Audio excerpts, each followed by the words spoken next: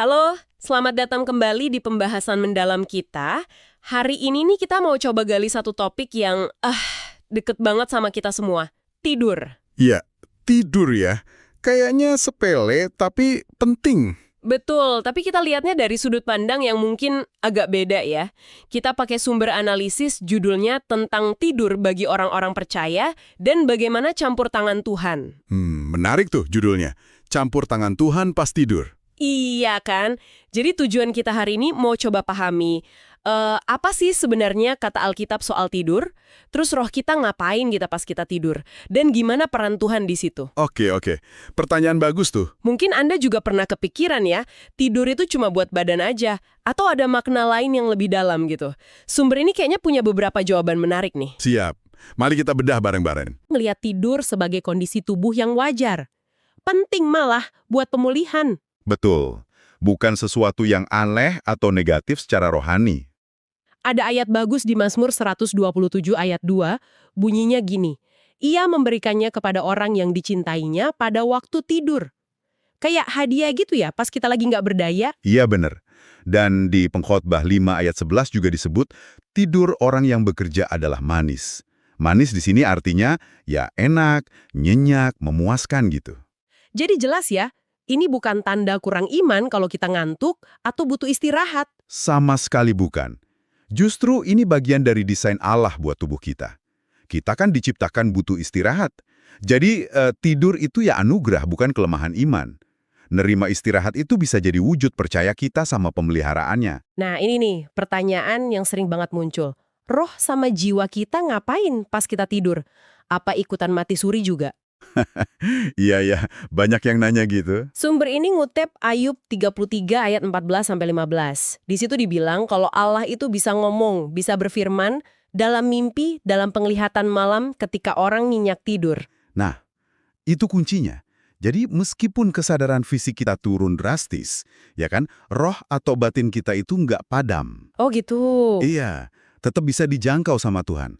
Komunikasi ilahi itu tetap mungkin terjadi. Artinya roh kita ya, tetap eksis dan connect lah di level tertentu. Contohnya ada nggak di Alkitab? Banyak. Kayak Yusuf kan, di Matius 1 ayat 20, dapat pesan malaikat lewat mimpi. Atau Daniel, di Daniel 7 ayat 1, dapat penglihatan pas lagi tidur. Oke. Berarti mimpi itu bukan cuma bunga tidur ya, tapi bisa jadi saluran juga. Bisa jadi. Sumber ini mengisyaratkan gitu. Roh kita tetap aktif dalam artian bisa menerima pesan atau impresi dari Tuhan, meskipun ya kita nggak selalu ingat atau sadar pas bangunnya. Menarik. Terus ada lagi nih, soal penggunaan kata tidur di Alkitab. Kadang dipakai buat metafora kematian ya. Betul sekali. Sumber ini juga nyinggung itu. Contoh paling terkenal ya Lazarus itu. Oh iya, pas Yesus bilang, Lazarus saudara kita telah tertidur, di Yohanes 11 ayat 11. Nah, itu dia. Atau di 1 Tesalonika 4 ayat 14, di teks aslinya itu pakai kata Yunani koimao. Koimao. Artinya apa tuh? Artinya ya tertidur, tapi konotasinya lebih ke beristirahat dengan tenang, tidur lelap, bukan sekedar tidur biasa, apalagi akhir yang menakutkan. Jadi pemilihan katanya penting ya? Penting banget. Jadi penggunaan kiasan ini ngasih pesan teologis yang kuat. Buat orang percaya, kematian itu bukan akhir segalanya. Kayak tidur aja, kondisi sementara, nanti bisa dibangunin lagi. Ini ngasih pengharapan kan?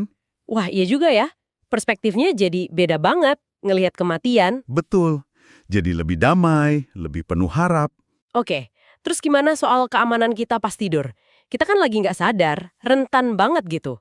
Nah, itu juga dibahas.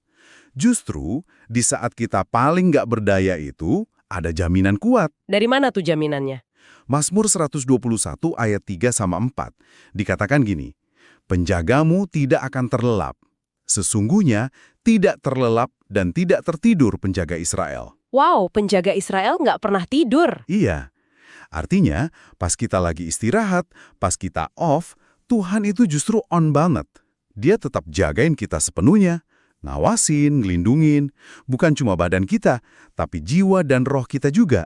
Jadi kita bisa tidur tenang ya, karena tahu ada yang jagain 24/7. Persis. Ini dasar rasa aman yang sejati pas kita tidur. Kita serahin diri kita ke Dia. Terus ada contoh nyata nggak soal istirahat dalam iman ini? Ada dong. Contoh paling jelas ya Tuhan Yesus sendiri. Oh iya, yang di perahu itu ya, pas lada badai? Betul. Markus 4 ayat 38-39. Itu kan luar biasa ya. Badai ngamuk itu, murid-murid panik setengah mati, dia malah tidur nyenyak di buritan. Haha, iya ya. Itu nunjukin sisi manusianya banget ya, butuh tidur juga. Iya, itu satu sisi. Tapi lebih dari itu, tindakan Yesus tidur di tengah badai itu nunjukin kepercayaannya yang total sama Bapa.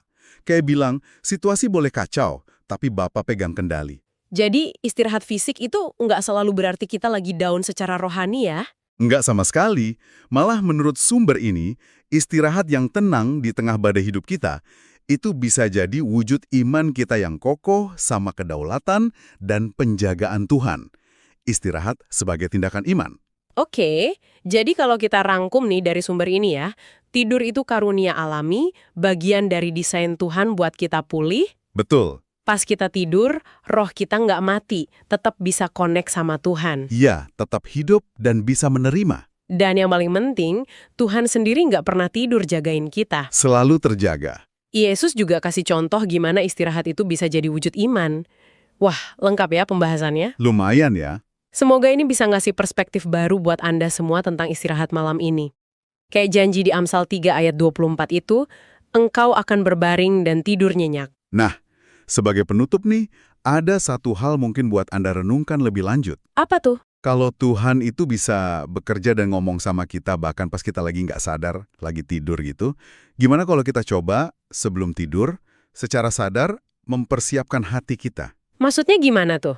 Ya, bukan buat ngontrol mimpi atau gimana ya, tapi mungkin sekedar doa singkat, bilang ke Tuhan, Tuhan, aku mau istirahat, hatiku terbuka buat apapun yang Engkau mau tanamkan atau sampaikan malam ini.